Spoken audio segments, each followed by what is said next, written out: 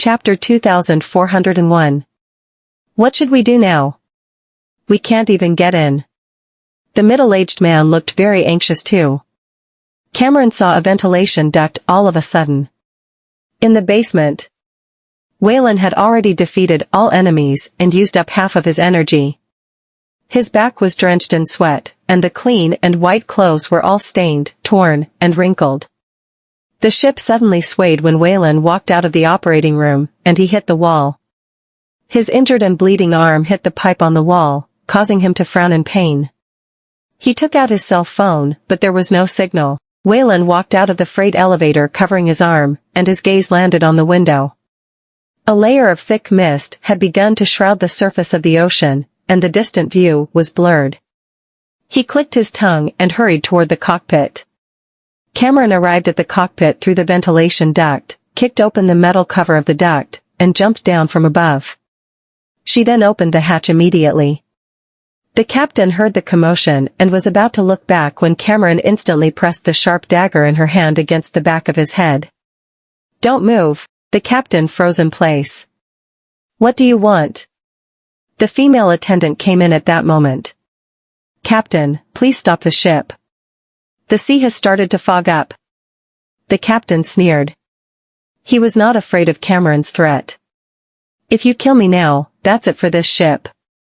Cameron's expression turned stern. "So, do you plan to disregard the safety of all the passengers on board, including yourself?" "So what? If I'm sure to be apprehended by the police, I might as well drag everyone on board down to hell with me now." The female attendant's face turned pale in an instant. "Sir, have you lost your mind?" Cameron looked back at the middle-aged man. "How long have you been sailing?" The middle-aged man replied, 20 years. The captain was stunned for a moment as if he did not expect anyone else to know how to con a ship. He took advantage of the other's unawareness and pressed the thrust reverser abruptly. When a large ship was throttling at high speed, it was difficult for it to decelerate and come to a complete halt in 1 second. As for the thrust reverser, it reversed the propeller and rotated the rotor of the ship at a large angle. The boat tilted sideways, and everyone on board lost their balance. Even the beverages, tableware, tables, and chairs on the deck tumbled to the ground. The people in the cockpit fell to the floor because of the sudden loss of balance. The middle-aged man realized what the captain was planning to do and shouted anxiously, "Crap, stop him now. The ship will capsize if this continues." The process was equivalent to putting a car into reverse gear. If the captain of a ship were to drop the anchor while the boat was accelerating at high speed, using the force to increase the resistance in order to stop the boat instantly, it would force the ship to decelerate rapidly, and the anchor's chain might break. The windlass would also be damaged. This operation was extremely dangerous. If it were not performed perfectly, the boat would capsize. Cameron dashed forward in time and subdued the captain to the floor. She held him down and lifted her head. "You're up." Before the middle-aged man could return to his senses, Cameron shouted, "You have to believe in yourself. Otherwise, your experience of conning a cargo ship for 20 years will be wasted in this case." I'll do my best." The middle-aged man grabbed the helm, but he was very scared and flustered at the moment. After all, he was only a cargo ship's captain. There were so many people on board the cruise ship. All the passengers would die on his watch if there were any deviations or mistakes. The subdued captain on the floor laughed out loud. "You want a cargo ship captain to con a cruise ship? Keep dreaming. Ha ha ha, there's no way that he can do it without me. I know this ship better than anyone else." A thick layer of mist outside the windshield completely blocked the line of sight while the route on the screen had been turned off. The whole process was tantamount to blind navigation. The middle-aged man could not see the condition of the ocean's surface, and he could not even see the positioning of the cruise ship. If they were to run into any obstacles or ships that were also lost in the mist at this time, it would be the end for everyone on board. Chapter 2402. The middle-aged man was sweating profusely, and his hands that were holding the helm were trembling too. Cameron glanced at him. "I can't act anxiously now. My anxiousness will directly affect him. Have you ever encountered such a situation when you were conning a cargo ship? The middle-aged man gulped his saliva and responded, this is extremely rare. She stayed calm and asked him frankly, if you were to run into such a situation, what would you do? The middle-aged man was stunned for a moment. The inertia of a boat traveling at such a high speed is very high, and it's not easy to stop it under such a circumstance. If this were to happen to me, the middle-aged man took a deep breath. No one wants to die, and neither do I. At this moment, I can only give it a try. Maybe we'll still have a chance. We won't have any chance at survival if I don't try. He held the helm tightly. When sailing in such a thick mist, being vigilant and avoiding collisions were the principles to follow. The anchor that had been lowered before this was dragged along the seabed, creating loud friction. The middle-aged man switched to the main engine to stall the sail, slowing the speed of the cruise ship by a little. Combined with his thrust reverser operating skills, he tried to reduce the damage to the main engine caused by the abrupt reversal of the ship that the captain brought about earlier, and the ship began to slow down gradually. When the cruise ship stopped, everyone breathed a sigh of relief. The passengers who were frightened and weeping hugged each other and cried in joy. The middle-aged man could not believe that he had actually managed to stop the boat. The attendant cheered. It stopped. It finally stopped. The captain, who Cameron subdued, was stunned. How is this possible? A cargo ship captain actually stopped the ship after I left it in a catastrophic situation by performing an abrupt thrust reversal and a one-sided instant anchoring. Cameron punched the captain in the face, causing him to howl. Just look at your pathetic look. How did you even make it here as a cruise ship captain? The helicopter finally found the moored cruise ship in the mist and called the Maritime Police's patrol ship. The ship has stopped safely, and we're approaching it now. The commander nodded. Okay, we'll be there in a second. After hanging up the satellite phone, the pilot turned around and said, contact all nearby ships and ask them to prepare for emergency avoidance lest collisions. On the cruise ship, Cameron tied the heavily injured captain. The captain looked devastated. This is it. I'm as good as dead now. Cameron removed his smelly socks and shoved them in his mouth. If you have anything to say it to the police. Cameron asked the middle-aged man and the attendant to keep a close eye on him, got up hurriedly, and went out to search for Whan. When she saw a man who looked wounded and ruffled in the corridor, she was astonished and ran toward him immediately. Wayne Goldman. She reached out and grabbed his arm, and he hissed sharply. Only then did Cameron realize that his arm was injured and bleeding. Aren't you a great fighter? How did you get so battered? Whan leaned against her, smiled, and mocked her. I've given all my strength to you. What do you expect me to have left? Cameron choked on her reply, punched him in the shoulder, and hugged him abruptly. Whan was slightly startled and stared down at her. A hint of tenderness flashed across his eyes upon seeing that she was feeling distressed because of him. I'm fine, so don't worry. She raised her head. Why didn't you get beaten into a pulp above the neck level? He smirked. You like my face, so I did everything I could to protect it. You make it sound like I'm such a shallow and superficial person. Then what do you like about me? Whan shifted part of his weight onto her as if he would black out and collapse at any moment. Cameron could not help but support him, and her eyes moved.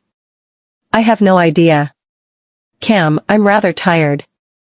As soon as he said so, he gradually and slowly closed his eyes and lost consciousness. Cameron was instantly shocked, and she supported him to prevent him from falling to the ground. Wayne Goldman, Chapter 2403. After regaining consciousness, Whan vaguely heard voices around him and slowly opened his eyes. As his eyes gradually got used to intense light, he started seeing several blurred figures standing around him. Wayne. Willie? As soon as Whan could clearly see the people around him and realized that they were Sunny and Cameron, he slowly sat up. Sunny supported him immediately. You're still recovering from your injuries, so take it easy. Whan glanced around the room and knew he was in a hospital. He then covered his face with his palms. rubbed his temples, and chuckled. How long have I been out? Sunny replied to him, when Cam asked me to send someone to pick you up, you were already down and out. You have a fever caused by an infection of the wound. He originally thought they could hold a wedding banquet as soon as they arrived at the East Islands, but no one expected such an incident to occur. As such, he could only postpone the banquet and find them another date. Sunny sighed and looked up at Cameron. Cam, take good care of Willie. After saying that, he left the ward with his men. The room became silent instantly. Cameron sat down on the edge of the bed and did not speak. Whan stretched out his hand and stroked her cheek.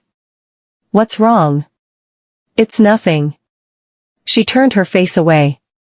In the future, if you encounter such a situation again, don't push yourself too hard. Whan fiddled with the ends of her hair with his fingertips, and his eyes moved. Then I'll have to rely on you to protect me from now on. Cameron crossed her arms. That's because you're weak. He lifted his gaze and said meaningfully, Are you sure that I'm that weak physically? Cameron was startled, her cheeks warmed up instantly, and she pushed him angrily. If you keep giving me all this nonsense, I'll kick your ass. Her movement was not huge, and she did not exert any strength. However, the moment she saw Whan fall backward, she instinctively reached out and grabbed him, but unexpectedly, she got pulled into his arms. Whan's smirk intensified. Cameron realized that she had been played and bit his lip furiously. Whan hissed, his brows furrowed, and he clasped the back of her head and kissed her. The kiss only ended after a long time, when the two of them were already running out of breath. Whan rubbed the corner of her lips, and his fingertips felt as if they were on fire. Young lady. Just when Cameron was flustered for a moment, Mahina pushed the door open and rushed in. She did not expect to run into such a situation and instantly blushed. I'm sorry. Please continue. She then closed the door immediately. Cameron quickly got up and walked out. When Mahina turned her head and saw Cameron coming out, she was astonished for a bit. Young lady, aren't you going to continue? Cameron glared at her. Haven't you seen enough? Do you want more of that? Mahina sounded less serious at the moment. You're asking me to witness more of that? But I'm too embarrassed to stay there and watch you live. Cameron pushed her. Go fuck yourself. Mahina stopped joking around. Mr. Southern has been busy all day, waiting for you to come back in order to organize the wedding banquet. It seems that the banquet will have to be postponed now. Cameron was stunned. A wedding banquet? She nodded. Don't you know about that? How would Cameron know about her father's plan? She was also curious about the reason her father had asked them to come back. At this time, in the Southern's residence, Sunny sighed as he looked at the decorations being torn down in the courtyard.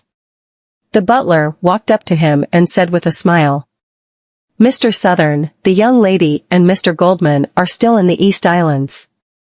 The wedding banquet can be held at any time. The two of them can't get away without attending the banquet.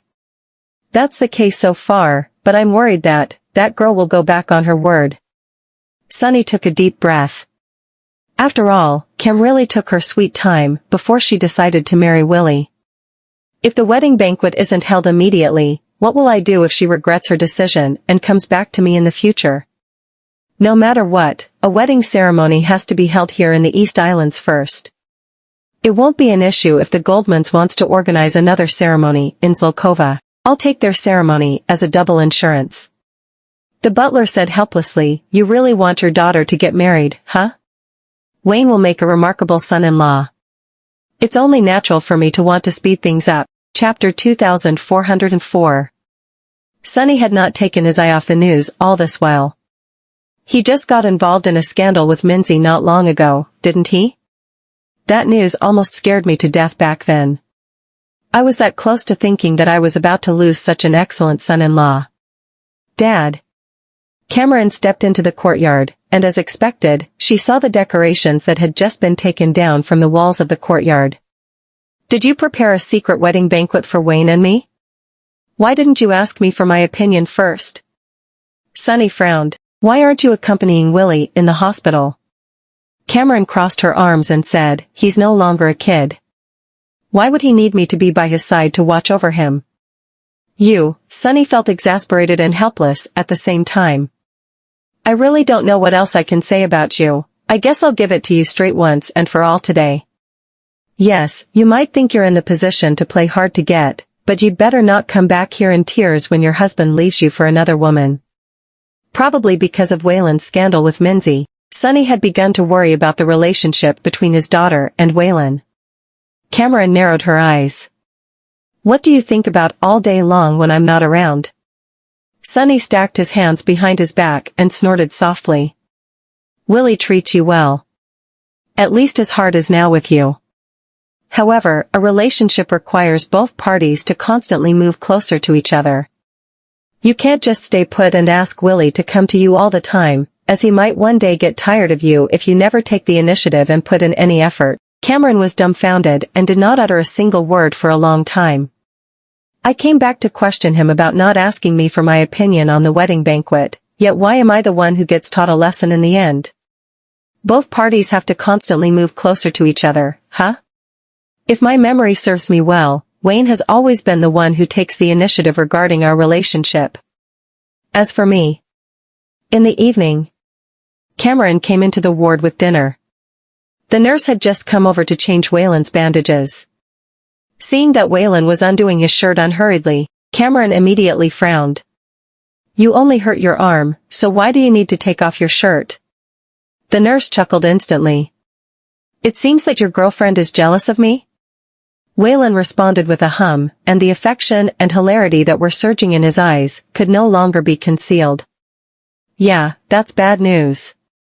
It takes me ages to coax her whenever she gets jealous. Cameron was shocked by his statement. That means she cares about you. What type of woman would want her boyfriend to be touched by other women? The nurse continued while preparing the bandages and ointment. Just rolling up your sleeve will do. After the nurse changed the bandages and left, Cameron placed the dinner on the table and did not speak for a long time. Waylon lifted his gaze. He had always enjoyed seeing Cameron get all nervous and jealous of other women. However, she might lose her cool someday if he continuously challenged her limits. What's for dinner? Cameron did not want to talk to him. He chuckled, stretched out his hand, pulled her closer to him, and glanced up at her. Are you really going to ignore me? She uttered each and every word harshly, with a short pause in between each word.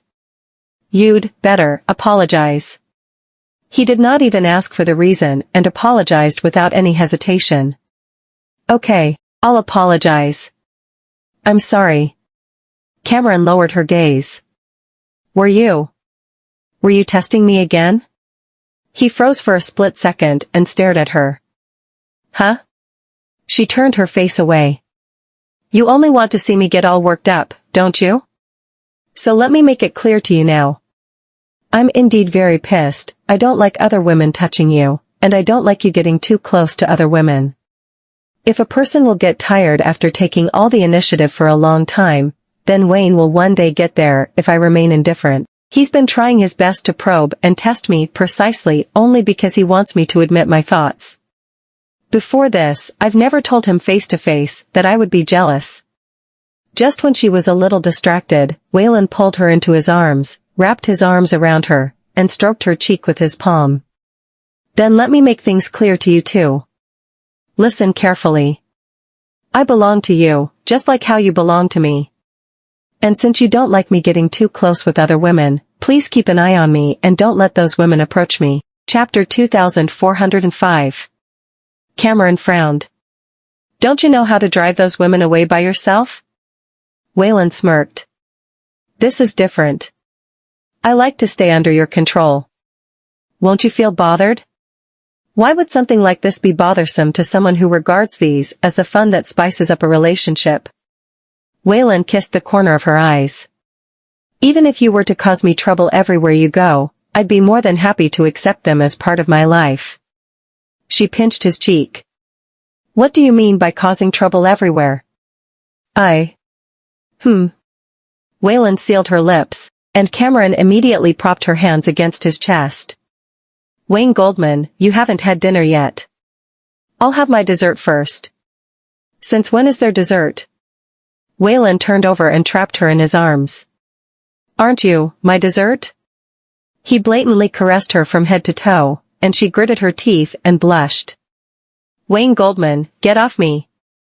Not long after Wayland was discharged from the hospital, Sonny starts hinting them to hold a wedding banquet in the East Islands. He could not allow them to drag this out any longer.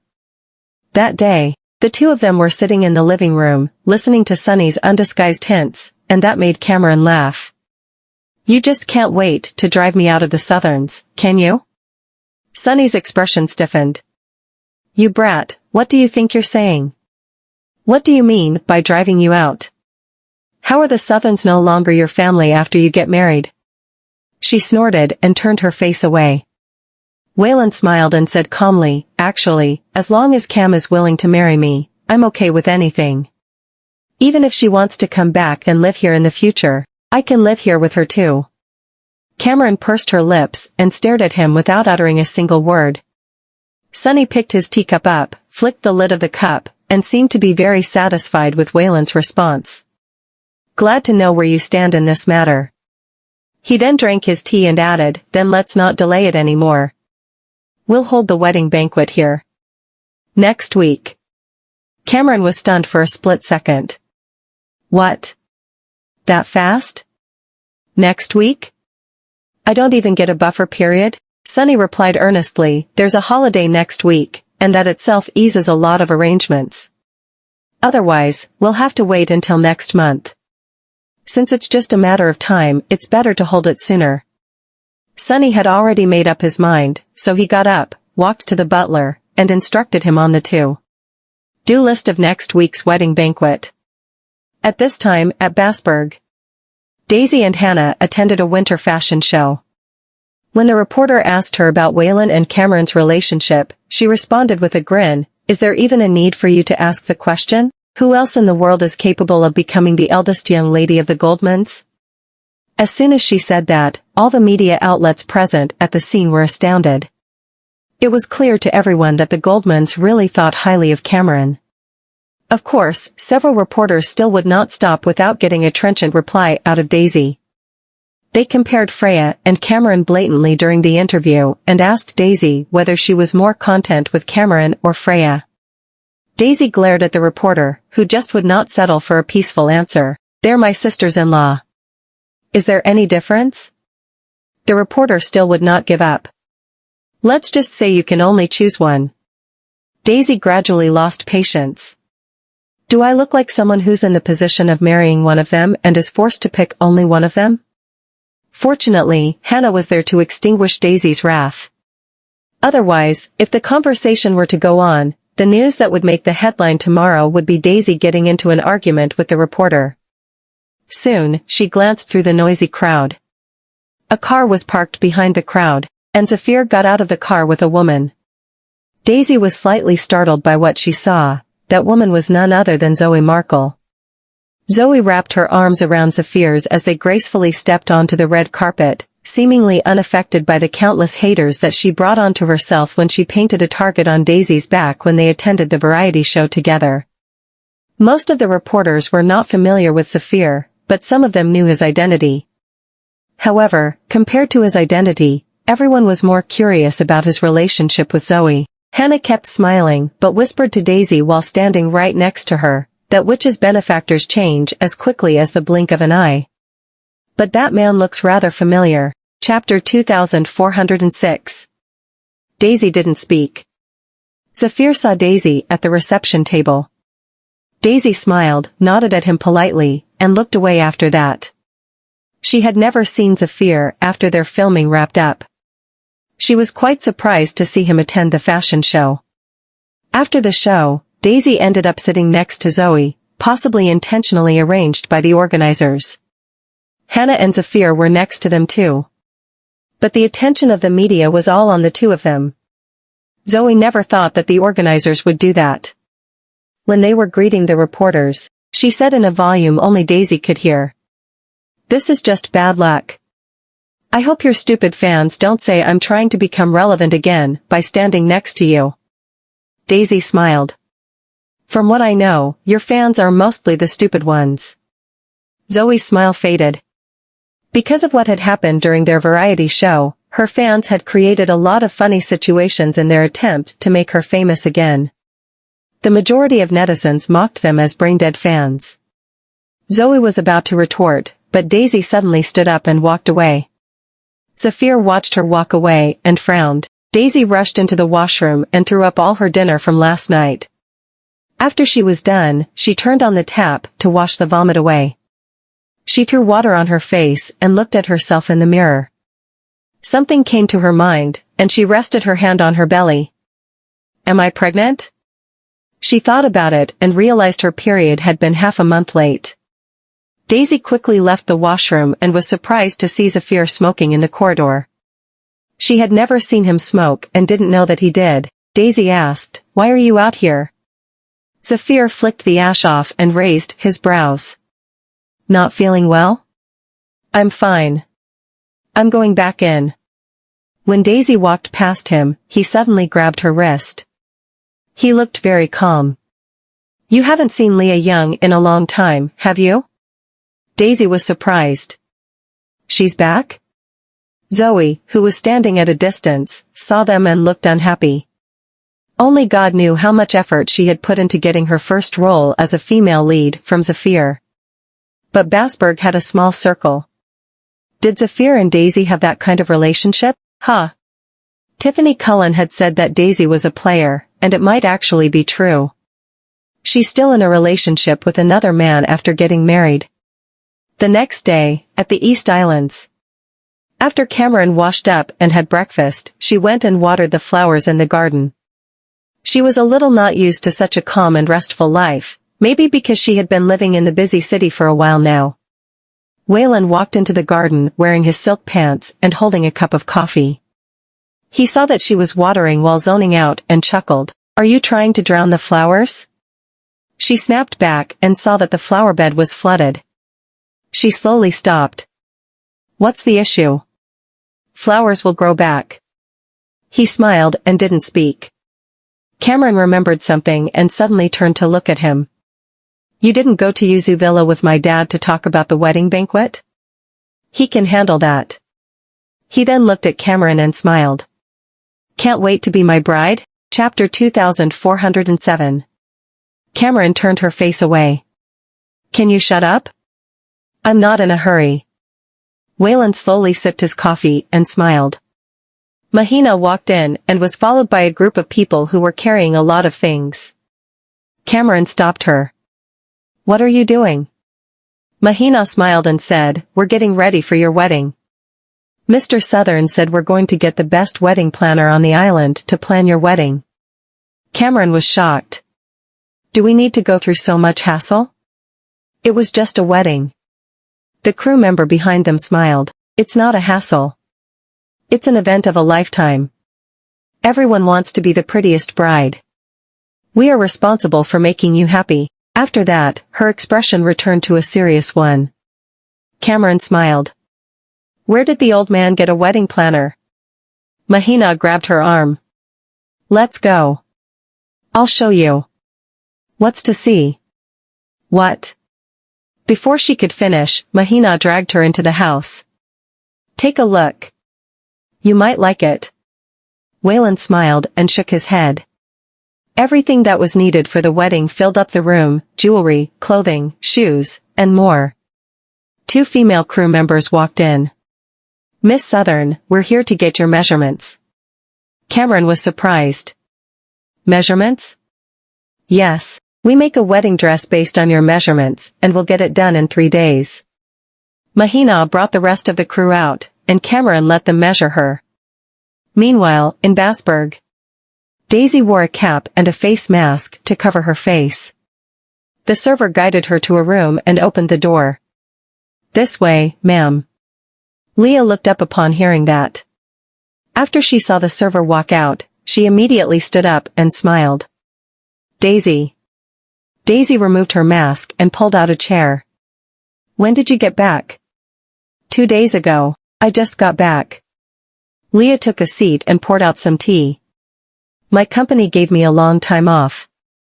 I'm going to relax now that I'm back. Daisy smiled too. Interpreting is a tough job, huh? Of course. I have to run around with my bosses and meet the VIPs.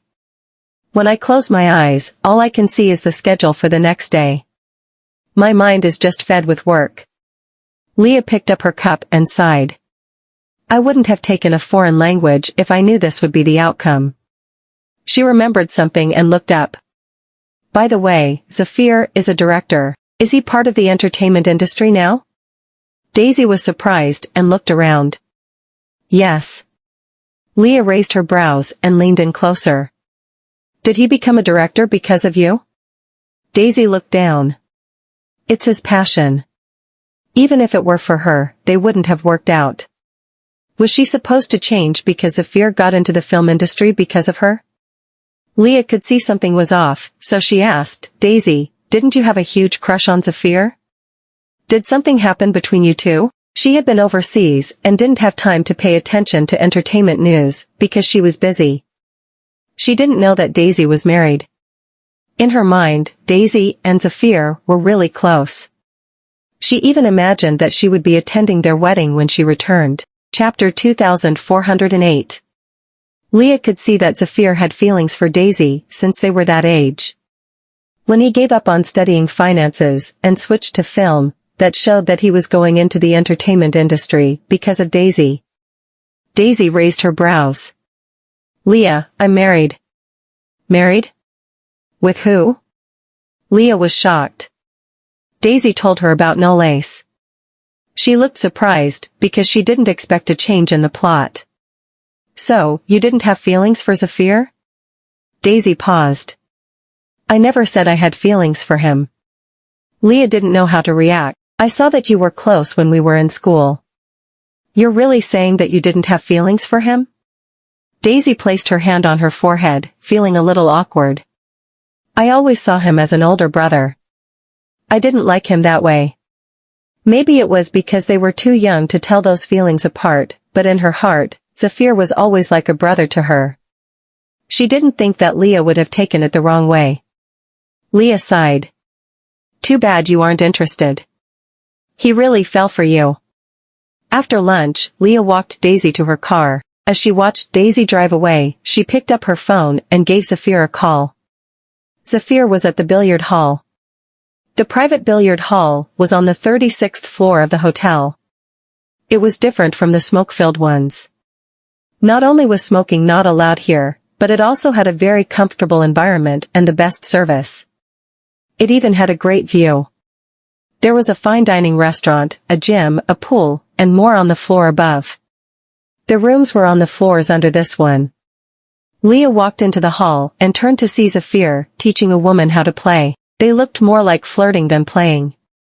Even Leah was surprised. She had never seen Zafir like that before. Zafir saw her but didn't let go of the woman's hand. He smiled. Met Daisy? The woman looked up at Leah too. Leah placed her bag on the couch and walked to the table.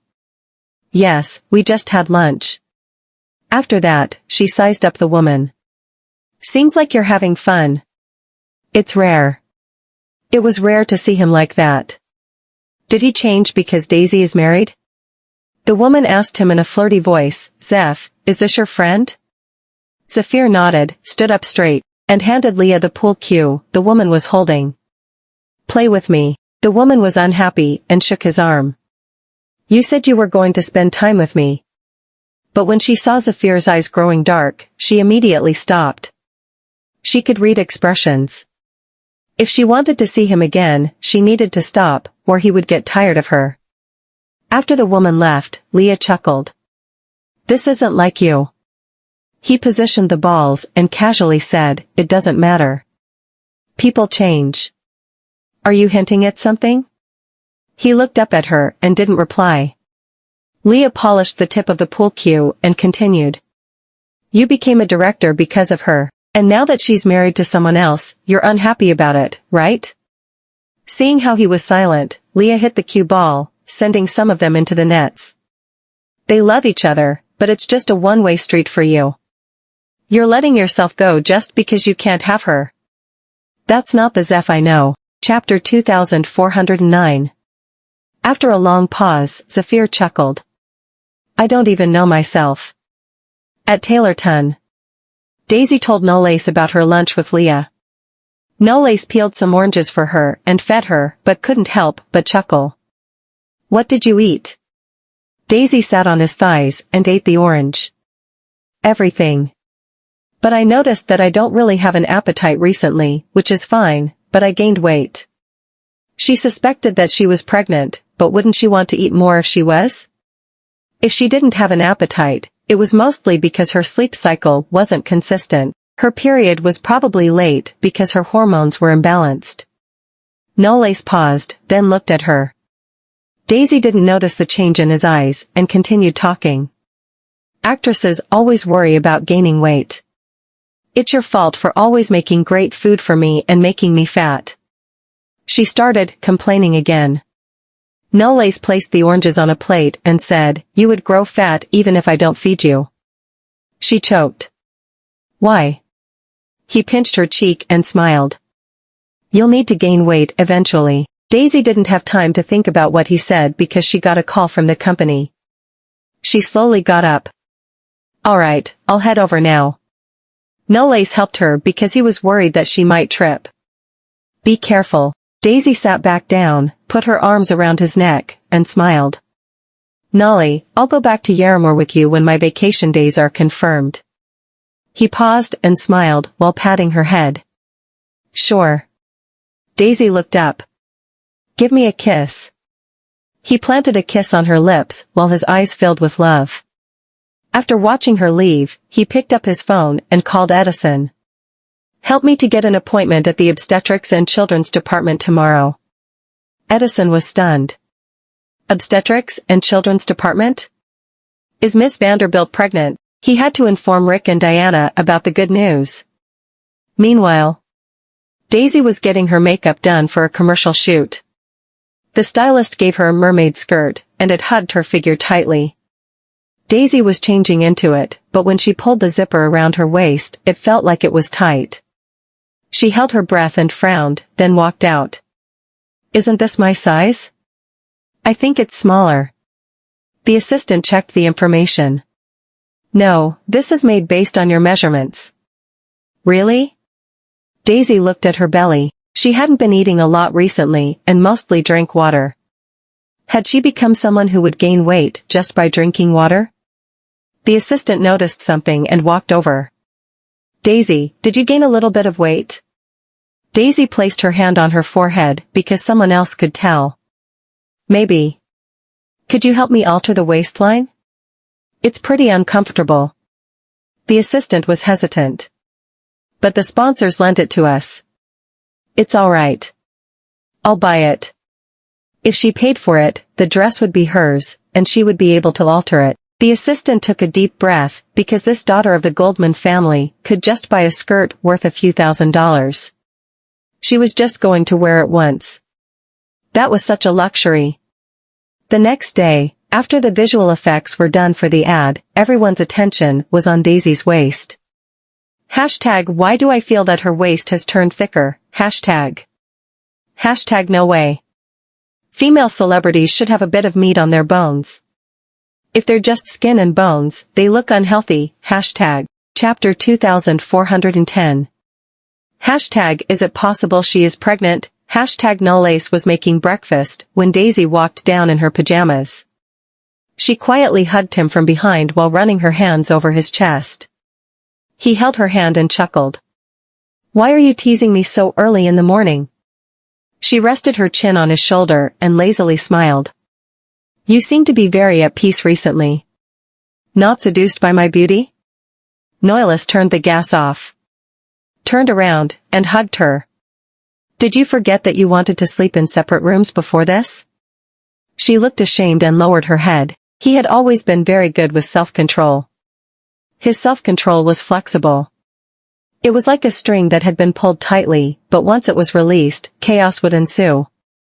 Knowles picked her up, let her sit on the table, and leaned in.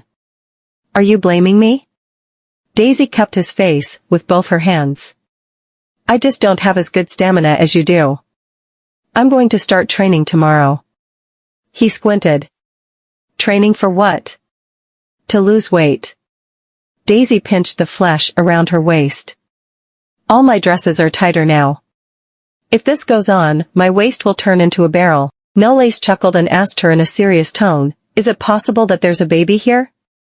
He placed his palm on her belly. Daisy was shocked. I don't think so. Daisy said that but was the first to think about that, but she didn't have any other signs of pregnancy. She didn't have morning sickness, other than that one time during the fashion show. She lost her appetite after that. She didn't throw up but couldn't eat either. All she could have was soup. Her period was late before, and when everyone said it was just a change in her appetite, she never thought it was caused by pregnancy. But what Knowles said stunned her. He touched her face and quietly asked, do you not want a baby, Daisy? She batted her lashes. No. I'm just not ready yet. What if she really was pregnant? Knowles kissed her forehead. I'll go for a checkup with you after breakfast. If you really are pregnant, I'll leave work and spend time with you. Knowles brought Daisy to the obstetrics department for a scan. She sat in the office waiting for the report. When the doctor walked in with the report, she told Daisy she was already 5 weeks pregnant. Daisy was stunned because she really was pregnant. The doctor told Knowles about things that they needed to pay attention to.